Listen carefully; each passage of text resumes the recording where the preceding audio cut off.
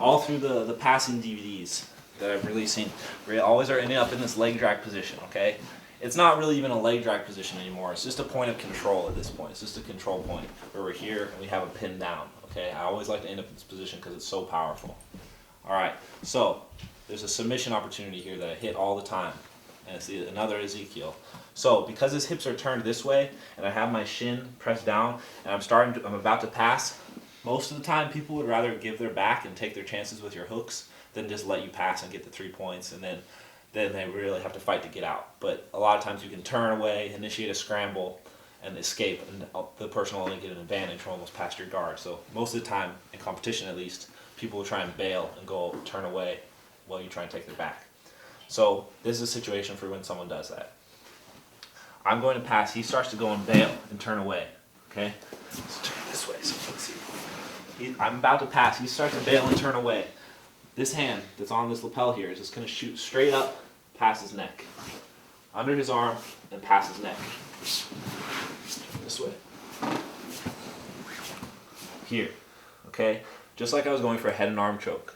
Alright, head and arm chokes are great, but a lot of times people with skinny necks, people with broader shoulders, it kind of makes it inconsistent as far as how you're going to finish it. And so this is a very consistent choke. Doesn't matter who you do it on, they're going to choke no matter what. So I shoot through and I grab inside my gi, inside the sleeve here. Some people like to use less fingers than 4. I like to use 4 fingers, but that's part of the reason I use that is because I have long arms, so it doesn't put as much pressure on my fingers. But some people, if they use 4 fingers, there's too much pressure and it hurts their fingers, so they use 3 or even 2. So if you're an Ezekiel guy and you have a hard time with 4 fingers, make sure you tape your fingers and add a little bit extra tape to your fingers when you're competing or training, so you can actually withstand the pressure of the 3. When I reach in 4, which is the way I like it, especially with these Kiko Hasagis, the way they make the sleeves are excellent for Ezekiel's. So I catch it, boom, boom, just like that. I have to drill my catch. I have to drill because I don't want to miss. I don't want to miss. I don't want to like get 1 finger and 2 fingers in and get my fingers bunched up. I've got to make sure every time I have all 4 fingers. Okay? So I shoot and catch, shoot and catch. That's the motion. It's fast. The second he turns away, I'm there.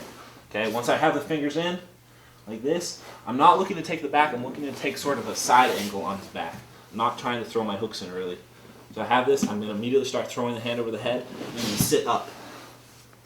Okay?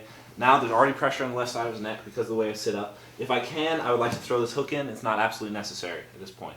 Now, when I'm here, I do not want my hand to turn like this. So I don't want my wrist to bend. I want to keep my wrists straight together, like I'm trying to hold something, right? Like a pole or something. I need to make sure they're parallel.